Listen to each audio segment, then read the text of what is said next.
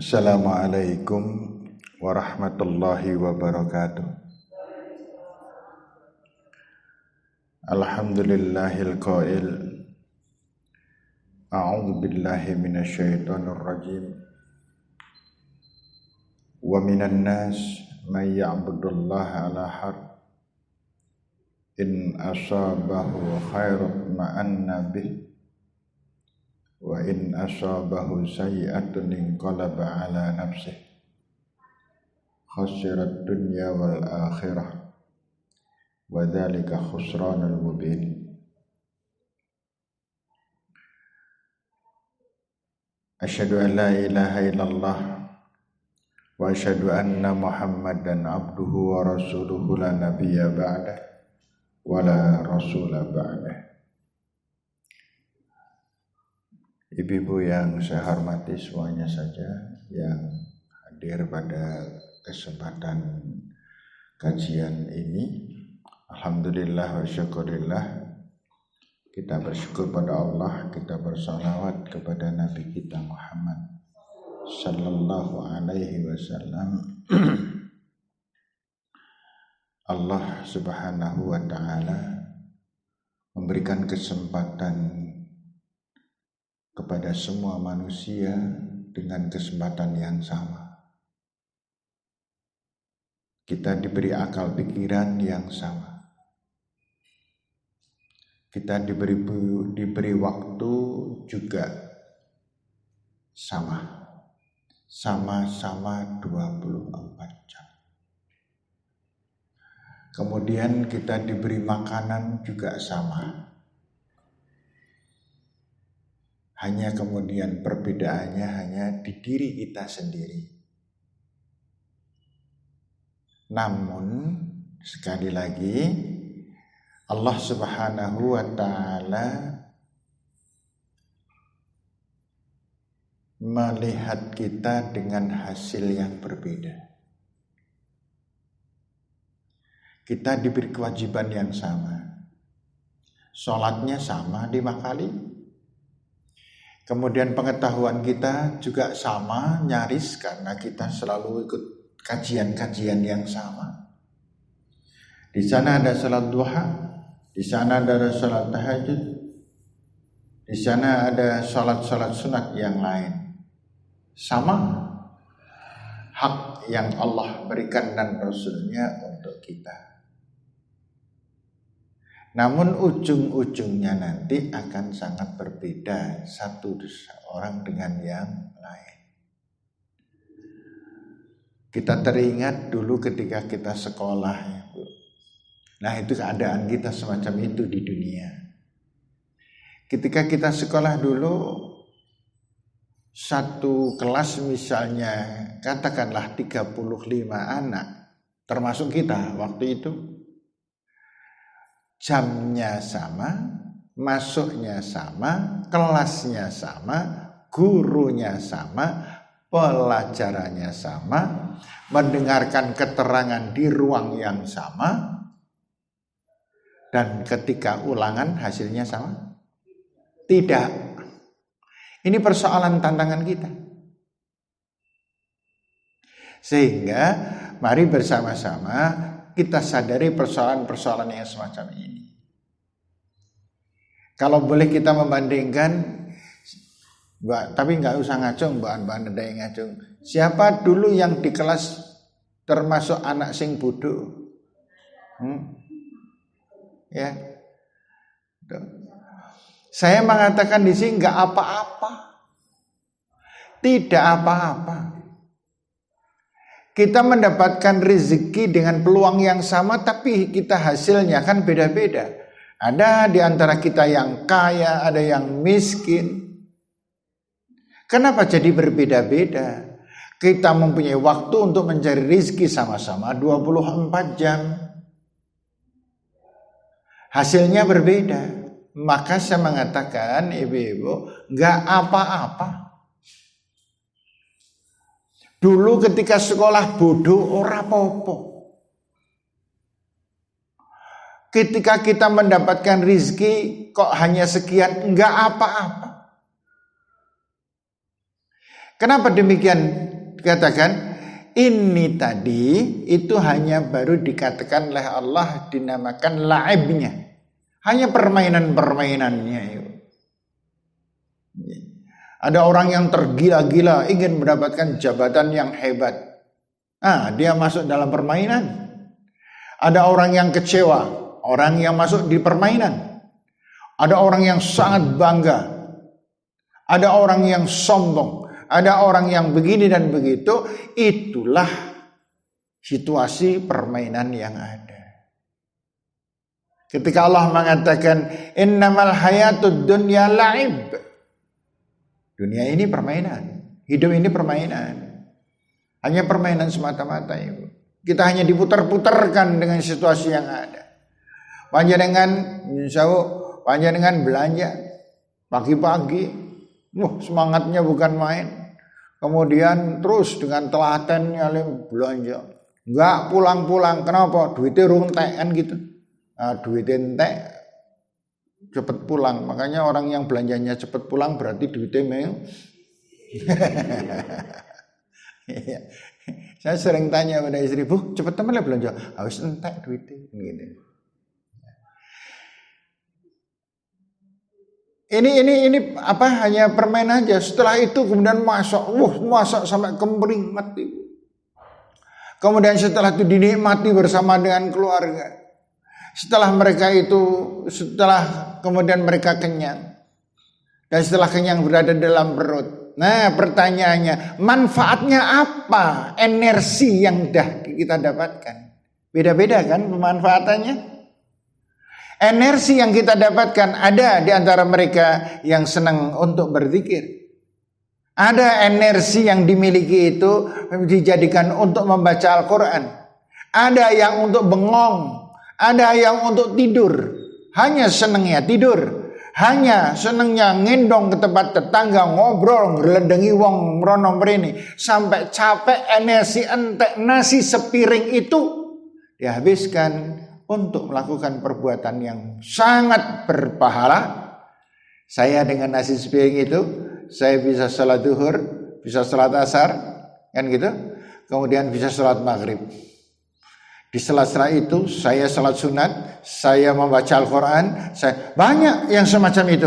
Tapi ada yang menjawab, saya dengan nasi satu piring itu, yang saya masak dari pagi sampai siang dan setelah itu saya kenyang, yaitu setelah itu kemudian saya sholat duhur. Dan sholat duhur saya biar karuan, saya tidak berzikir.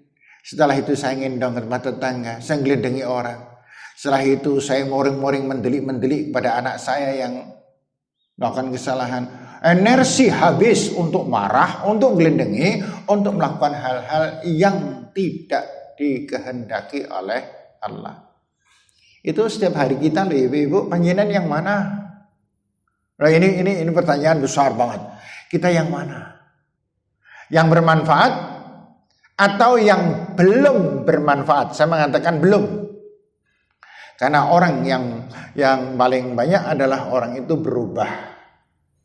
Ada orang yang dulu ketika masih rodok enom, senengnya tukaran, bertengkar dengan tetangga dan lain sebagainya. Setelah mulai tua, dia mendapatkan kekuatan untuk bertaubat kepada Allah dan kemudian banyak beribadah. Itu banyak sekali contohnya. Namun yang paling mengerikan adalah orang yang berbuat baik dan balik menjadi orang yang suka berbuat jelek. Ini sangat berbahaya buat kita. Al-Quran mengatakan begini ibu-ibu sekalian.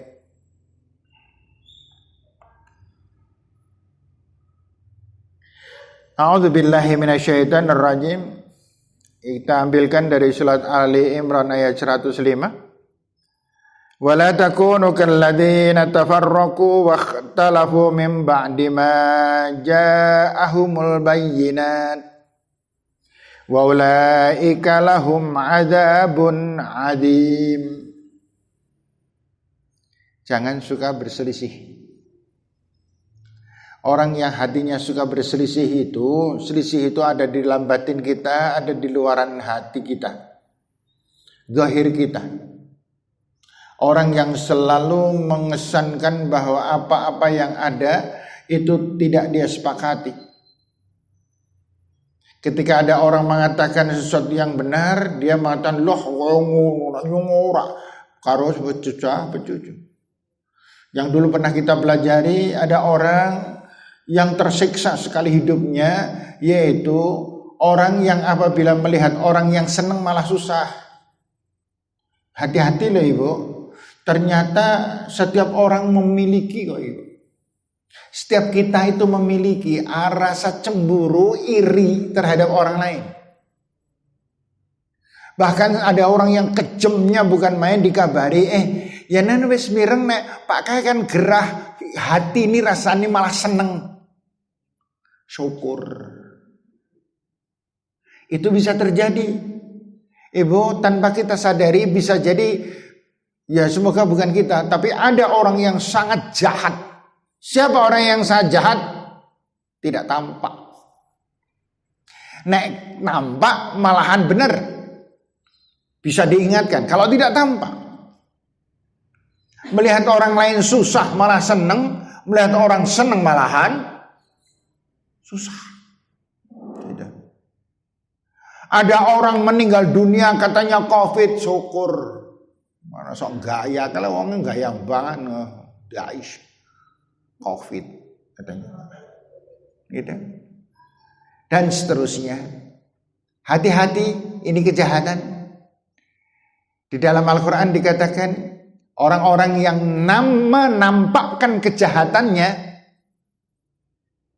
diancam oleh Allah dengan walahum adzabun adzim, azab yang besar.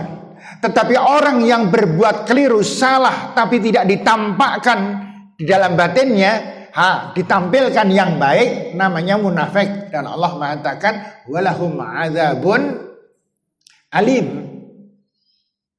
Alim itu ya syadid, ya azim. Siapa mereka? Tak jawab sementara, kita. Siapa yang mendapatkan semacam itu? Siapa? Kita. Kita yang mana? Kita yang sering tampil tidak sama dengan isi hati kita. Kita yang tampil nengok orang sakit tetapi hati kita tidak merujuk kepada Allah Subhanahu wa ta'ala. Ada nggak sih orang yang nengok orang sakit ning jane mangkal karo sing lorong? Ya bisa jadi. Jane pengen meruh kaya ngopo sih larane? Basan delok wong gledak syukur. Yang wis lara ati karo wong kuwi. Na'udzubillahi min dzalik.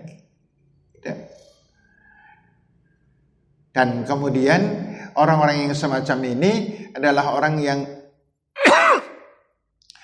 di hadapan Allah pun palsu. Dia sholat duha, rajin, jebul men rezekine lancar. Ini kan kepalsuan di hadapan Allah. Kalau gitu dia tidak berniat sujud kepada Allah, tetapi dia sedang dalam rangka mencari rizki dari Allah. Salah. Gitu. Dia tadinya senang sodakoh. Kenapa? Karena dia sakit dan kemudian dia banyak sodakoh. Kenapa sodakoh? Menlarani nyong mari. Begitu sembuh, macet grek sodakohnya. Ini kan penipuan. Dan yang ditipu adalah Allah. Maka Allah mengatakan wa makaru wa makarallah wallahul makirin. Dan orang-orang itu berusaha menipu Allah. Padahal Allah lah yang membuat tipu-tipuan kehidupan. Jadi ibu-ibu yang saya hormati, ini kita membongkar perkara-perkara yang ada di dalam diri kita masing-masing. Ini terjadi bukan hanya wanita, laki-laki, siapa saja. Ya, yang miskin juga mengalami, yang kaya juga mengalami, yang cantik juga mengalami, sing nom yo ngalami, sing tua gitu. Nah, kemudian Allah mengatakan di ayat berikutnya, yauma tabyaddu wujuhun wa taswaddu wujuh. Hari Besok, Ibu, orang akan mengalami dua kemungkinan.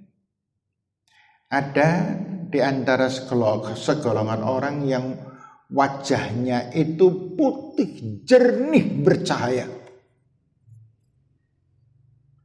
Sebagian golongan.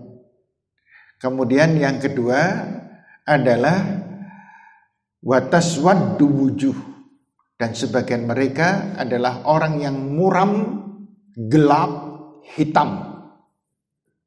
Ini siapa yang golongan pertama? Tapi yaddu wujuh, bersih, putih, cemerlang, ceria, bahagia.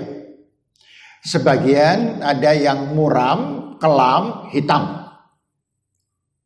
Pengenan ibu-ibu sudah langsung bisa menebak siapa mereka.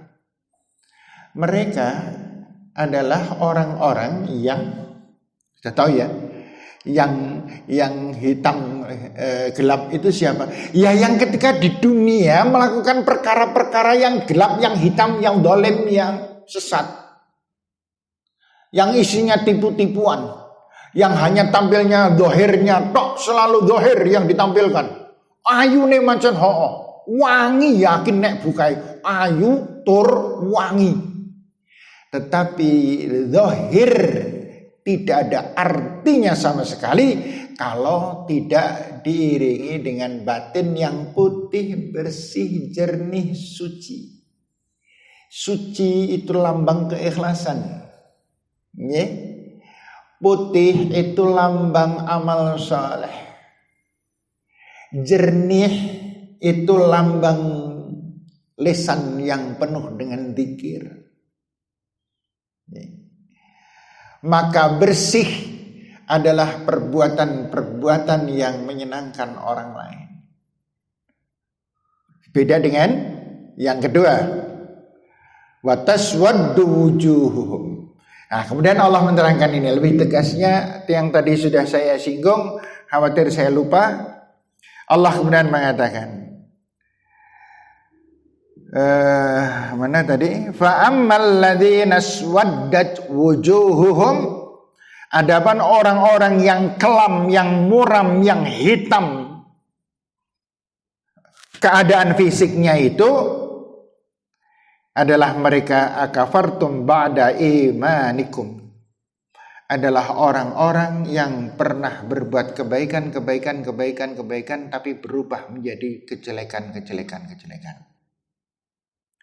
Ibu-ibu yang saya hormati, kita hidup di dunia ini yang dihitung yang akhir loh, Ibu. Yang akhir itu yang kapan? Yang sekarang. Akhir itu sekarang, bukan besok. Loh, kenapa kok akhir sekarang? Kenapa bukan besok? Sebab kita belum tentu sampai besok. Yang namanya akhir itu tahun 2020, Ibu, ini akhir hidup kita. Akhir tahun kita. Loh, Pak, kenapa akhirnya bukan tahun 2022 atau 23 atau 24 atau 30 atau 35? Enggak, belum tentu kita sampai ke sana. Belum tentu.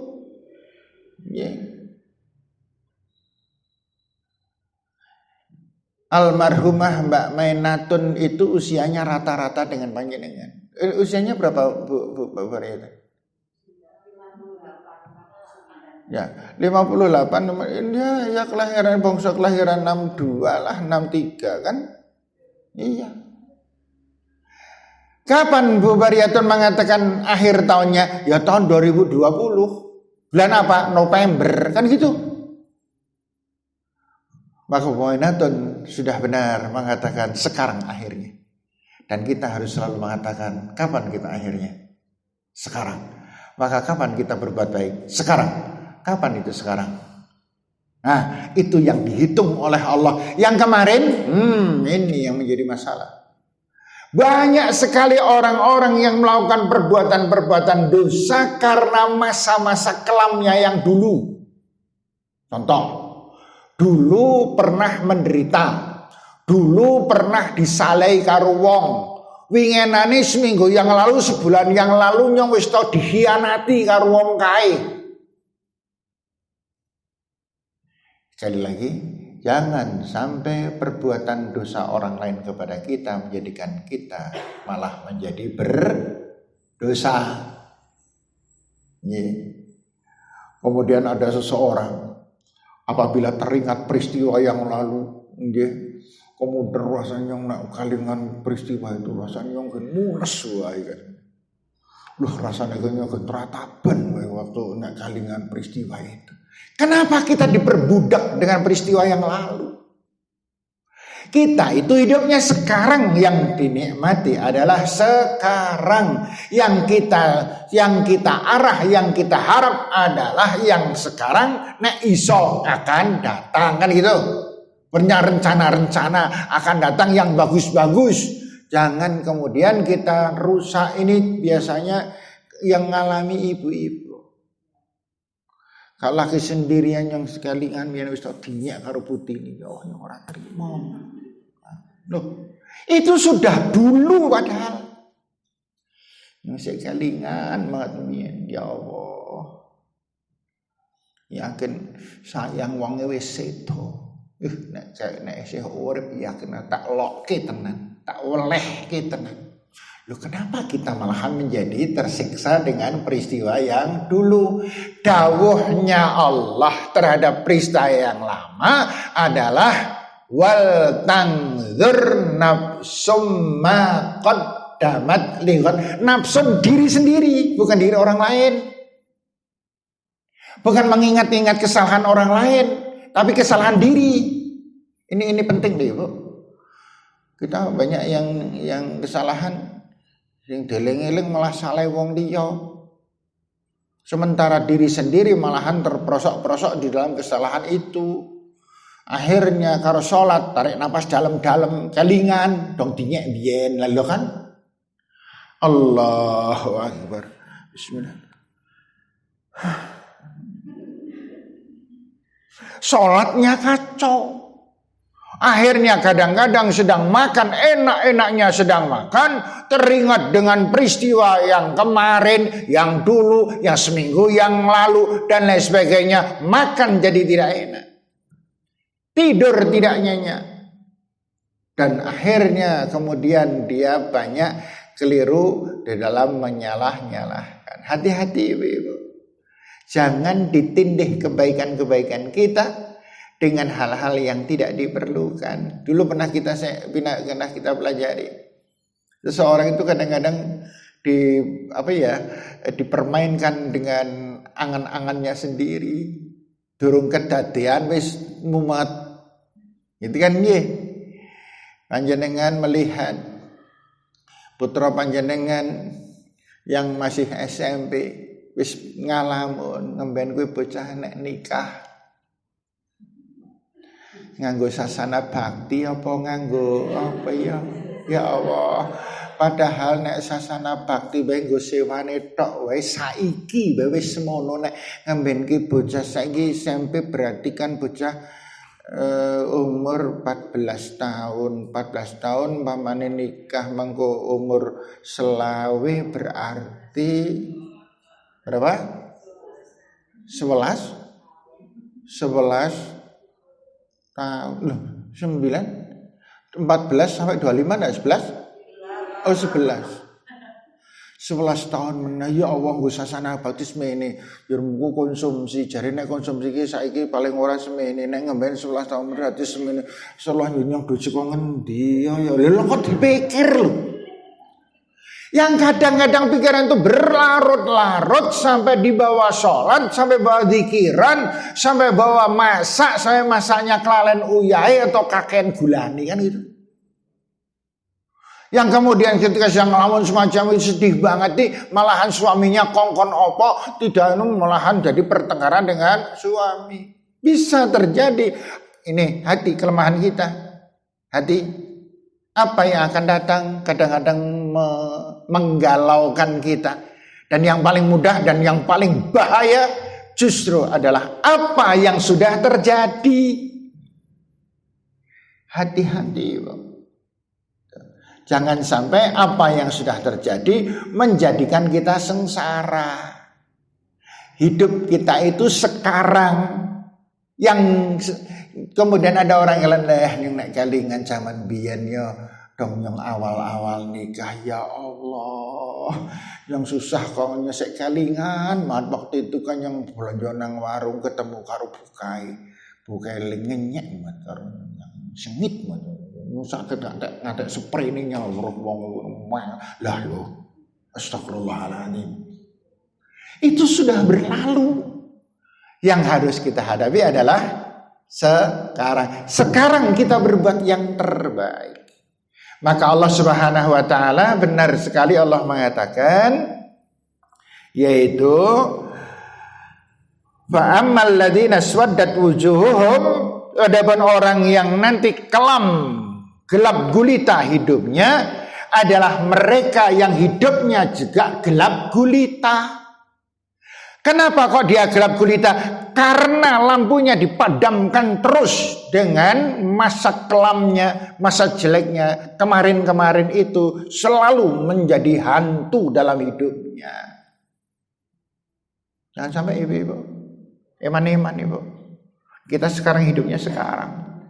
Ya seperti saya pribadi, kalau saya mengingat sesuatu yang jelek, yang dan lain sebagainya, bisa terhenyak gitu.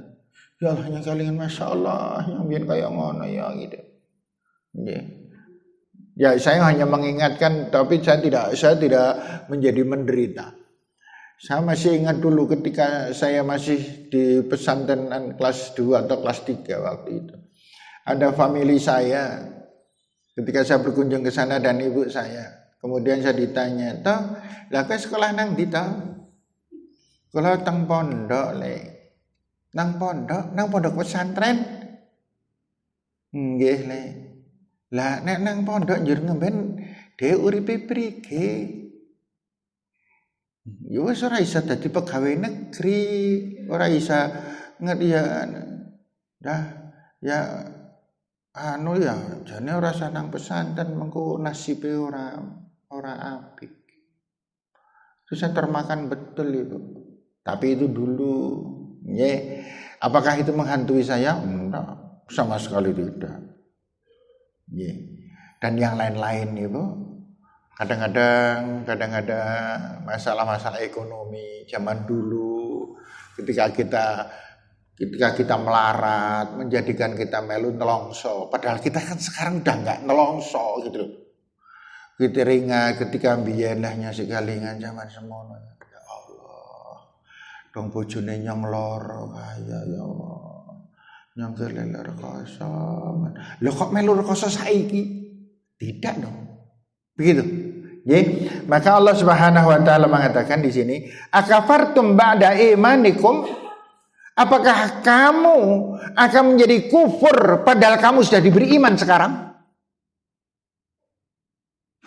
Kemarin kekeliruan kita kemarin, kesalahan orang lain, siapapun orangnya adalah masa lampau.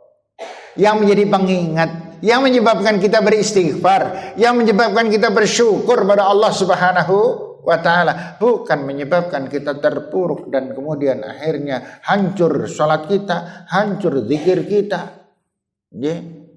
Lagi enak-enak berzikir gitu kemudian ngalamun kelingan sing ora mbiyen, nyong kelingan mbiyen ya Allah.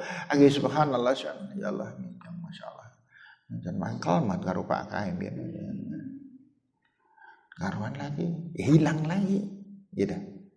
Nah, hal macam ini monggo jangan sampai terjadi dalam diri kita.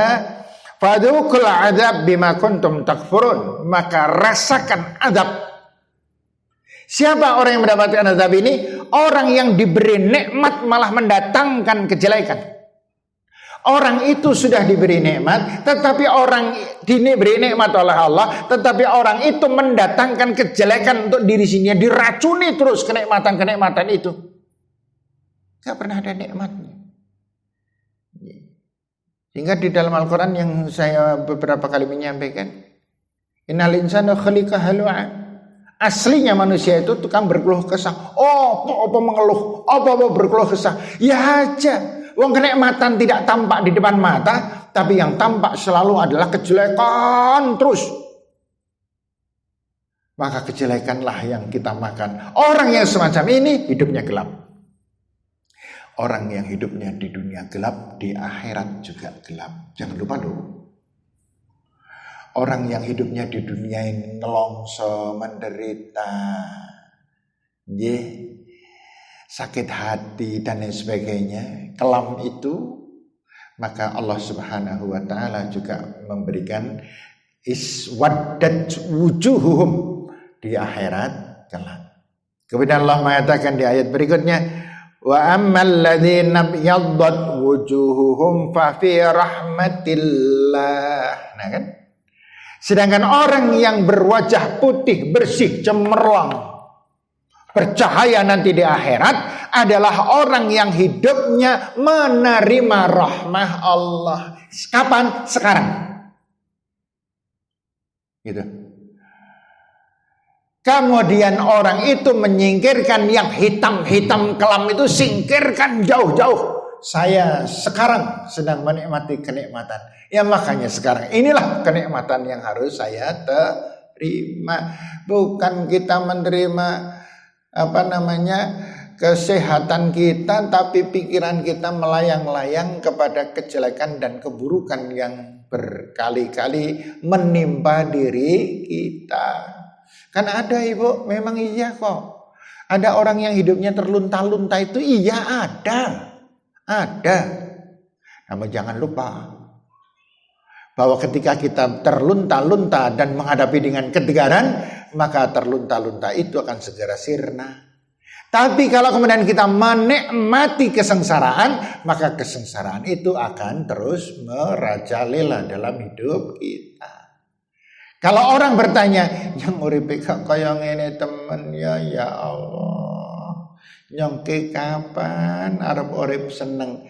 Maka Allah wa tabala fi qulubihim, maka Allah akan ngecap orang ini tidak pernah menerima kenikmatan dari Allah.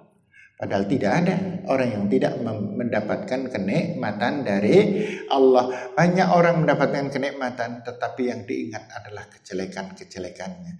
Sehingga kenikmatan menjadikan kejelekan, dan kejelekan lebih jelek lagi di dalam kehidupan sendiri. Diberi nikmat, oh ya subhanallah, sayang ya kok ming semeni umpama gitu.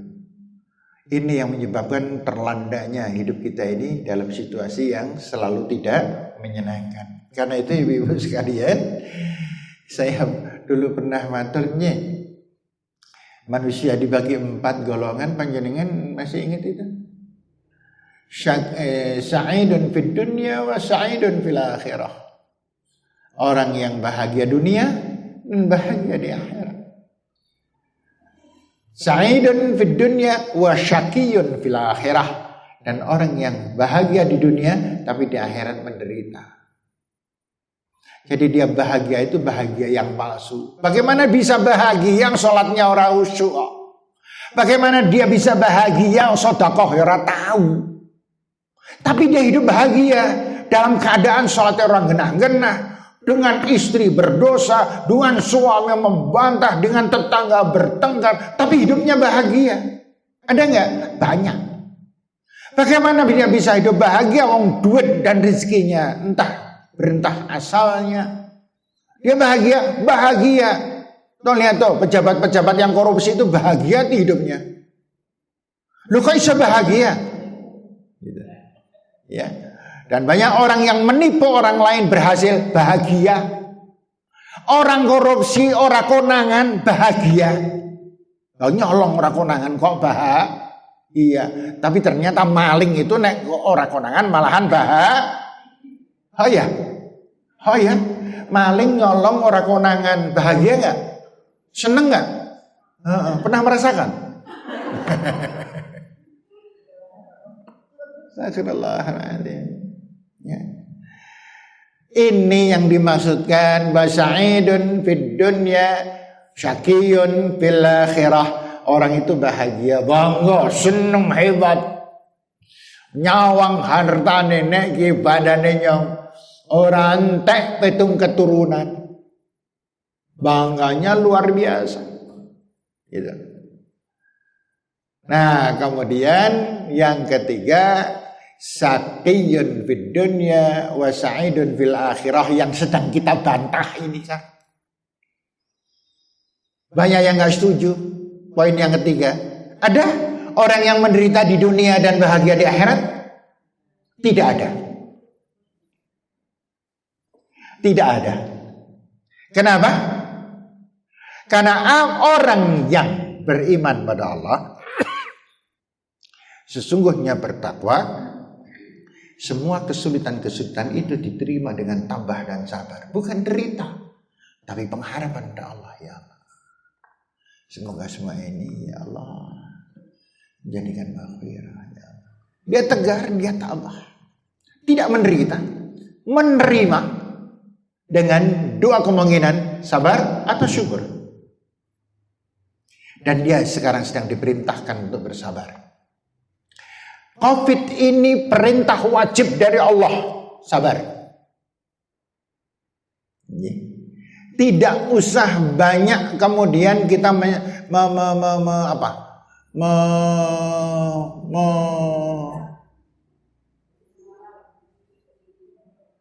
menisbikan persoalan ini. Kan banyak simpang siur kan? Ya, banyak simpang siur tentang Covid ini. Yang pasti Allah dawuh 4. Saya jangan lupa salut. Allah dawuh 4. Kalau menghadapi kesabaran itu Allah mesti dawuh 4. Ikhlas, selalu berdoa, selalu berikhtiar, dan selalu bertawakal. Kita terima ini semuanya dengan ikhlas, dengan sadar. Ini dawuh Allah. Jangan lupa loh, Covid itu ciptaan Allah. Ya. Nyawa seseorang itu adalah hak Allah. Dan manusia yang diambil dengan lantaran Covid juga tidak pernah diduga dan diterka. Siapa yang bisa menduga? Bu nek jenengan calane potongane kenang Covid Bu Ben. Gitu? Bisa? Enggak bisa. Ada orang yang kendel banget dengan Covid. Dan benar-benar oleh Allah tidak diberi Covid. Yang ketakutan, yang minggrang-minggring, yang wedi malah kena.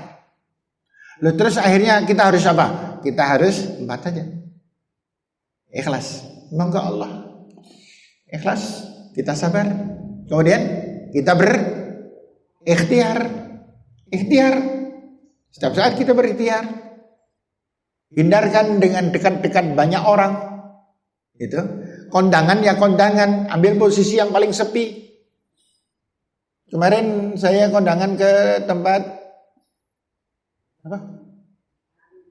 Mbak Arini, ada yang tepang mungkin. Ya, Mbak Arini. Saya bilang saya ini, Bu, kondangan jam 10 dan tekan kono tepat jam 10. Men urung akeh wong. Gitu. Ya. Saya datang sampai di sana pas jam 10, yang datang tamunya baru 1, 2, 3, 4. Ya, 5, 6 dengan kami.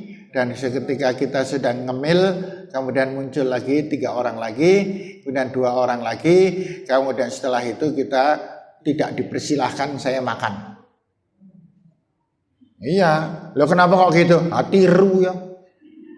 Kancane we kaya ngono ya kaya ngono. Nyatane nek dipersilahkan ya nek tuan rumahnya tidak sibuk lah, nek sibuk enggak nemoni kita apa nanti tamunya wis undung-undungan kita baru makan. Makan kemudian kita langsung pulang. Ikhtiarnya semacam itu. Nggih.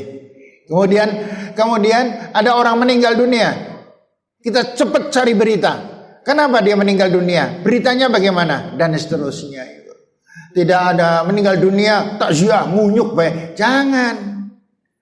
Nyong karo wedi karo Covid. Bukan, sampean enggak wedi sama Covid. Tapi kalau sampean kena, mungkin jadi enggak sakit, orang lain yang sakit. Lah kan gitu, Ibu. Apa ya kita main kendel aja. Ibu, apakah kalau saya kena kemudian saya bisa sakit? Belum tentu. Belum tentu. Bisa jadi saya kena hanya sampai pada batas tangan. Hanya batas baju saya. Belum sampai kepada sini. Saya ketemu dengan orang Virusnya melompat pada orang itu kan bisa-bisa aja. Ora katon, laler yo ketok. Semacam ini, Bu. Jadi ikhtiarnya bukan untuk diri sendiri, tetapi kita juga harus menjaga orang lain. Gitu. Penularan COVID tidak harus pakai mulut, tapi kemudian dia pakai pakaian, pakai kulit dan lain sebagainya. Wong itu virus yang nempel. Pada saat virus itu nempel di baju saya, ada orang lain lewat kena angin, virus itu ke tempat orang itu dan merembet ke sini, kan bisa-bisa aja kena. Ini nisbinya sesuatu yang tidak tampak. Makanya Ibu, ikhtiar sekali lagi, kita berikhtiar tentang hal ini adalah untuk menyelamatkan diri kita dari fitnah. Nah, itu lebih tepat bahasanya, fitnah. Sebab kalau kita sembarangan, jadi kemudian panjenengan nanti dihindari ngatati karo bukai. Iya, masya Allah ora tahu. Nah, akhirnya menjadi tidak baik. Ibu yang saya hormati, kemudian yang ketiga, yang keempat apa? Yang keempat adalah sakiyun fid dunya wa sakiyun fil akhirah. Orang yang menderita dunia dan menderita di akhirat. Ya, yang ketiga tadi sakiyun fid dunya, saya bilang tidak ada loh. Kalau ada orang menderita gelarah, kemudian nyalah kayak Gusti Allah menderita kan tuh, Gusti Allah ke orang adil karo nyong. Nek nyong enak-enak terus nyong kesale apa, nyong kekurangi apa karo Gusti Allah. Nah, orang ini adalah orang yang pandai sekali menderita dan di akhirat pun akan menderita. Tidak mungkin dia bahagia. Salatnya dia tidak salat. Ketika dia salat, dia hanya melakukan kebiasaan. Dia tidak sholat, dia melakukan kebiasaan. Wong dia nyalah ke Gusti Allah sekarang sholat pada Allah. Ayo. Mungkin ya? Nek Gusti Allah ki ora adil karo nyong. Padha-padha nyong ki ngene, tapi nyong dengane ngene dong buktine anu kae ngene terus gitu. Kemudian dia sholat Allahu Akbar kepada Allah.